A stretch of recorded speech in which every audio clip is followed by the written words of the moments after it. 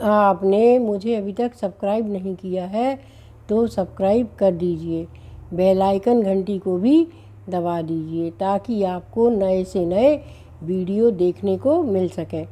आज मैं आपको बता रही हूँ बसंत ऋतु। बसंत ऋतु का महत्व हमारे इंडिया में क्यों बहुत अधिक मनाया जाता है। हमारे यहाँ कई तरह की ऋतुएं आती हैं, उसमें एक बसंत ऋतु भी है। बसंत ऋतु का हम लोग बड़े ही उत्साह से आगमन का उत्साह मनाते हैं और उसी समय हमारे यहाँ बसंत पंचमी आती है। बसंत पंचमी में क्या होता है, जब बसंत ऋतु आती है तो सारे फूल पेड़ पौधे हरे भरे हो जाते हैं।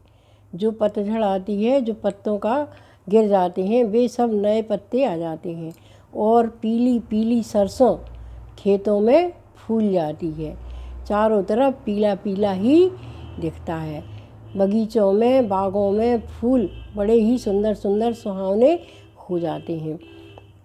सारी जगह वातावरण अच्छा हो जाता है, ना उस समय सर्दी अधिक रहती है और ना ही गर्मी अधिक रहती है।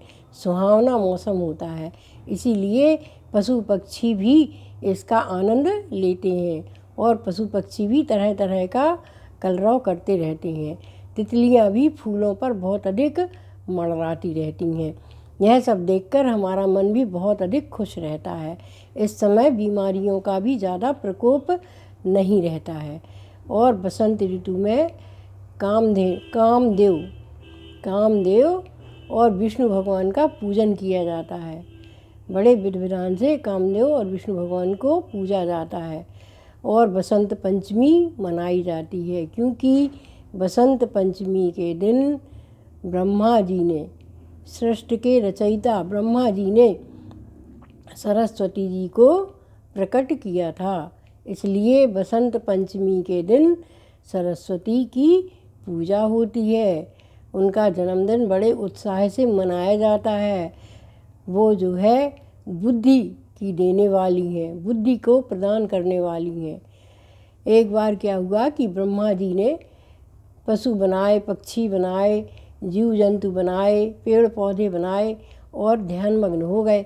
जब उनका ध्यान टूटा तो उन्होंने देखा कि कहीं भी कोई कोलाहल नहीं हो रहा है, तो वो शंकर जी के पास गए और उन्होंने शंकर जी से कहा कि हमें तो शून्य प्रतीत होता है, हमने जगत तो बना दिया है पर हमें शून्य प्रतीत होता है। तो शंकर जी ने कहा कि आप कोई नई सृष्टि की रचना कीजिए। तो उन्होंने उस दिन माँ सरस्वती जी को प्रकट किया और माँ सरस्वती जी वीणा लेकर जैसे ही उत्पन्न हुई और उन्होंने अपने वीणा की झनकार की तो हवाएं चलने लगीं, बसंती हवाएं चलने लगीं। पेड़ पौधों में फूल गुनगुनाने लगे, पक्षी चारों तरफ कलरव करने लगे, तितलियां उड़ने लगीं और चारों तरफ का वातावरण बड़ा ही अच्छा, सुगंधित और मनमोहक हो गया।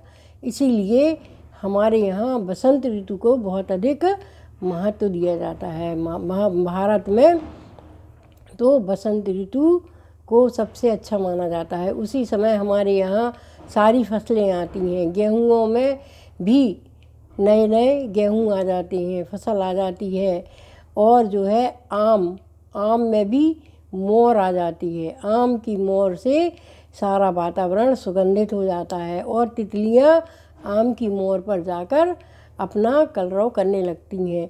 इसीलिए बसंत ऋतु का सब नई नई चीज़ों का आगमन बसंत ऋतु में होता है। और भी बहुत सारी प्राकृतिक मनमोहक फूल खिल जाते हैं और ये फूल चारों तरफ अपनी सुगंध फैलाने लगते हैं।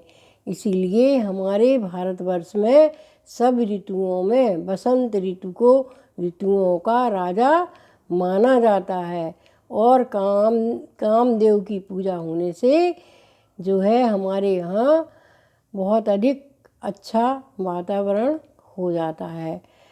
इसीलिए हमें बसंत पंचमी को बड़े धूमधाम से मनाना चाहिए। माँ सरस्वती का पूजन करना चाहिए, उनको सफ़ेद वस्त्र पहनाने चाहिए और उनको पीला पीला भोग मिष्ठान बनाकर लगाना चाहिए।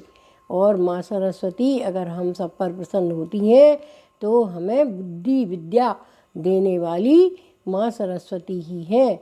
हमें माँ सरस्वती का निरंतर पूजन करना चाहिए। धन्यवाद।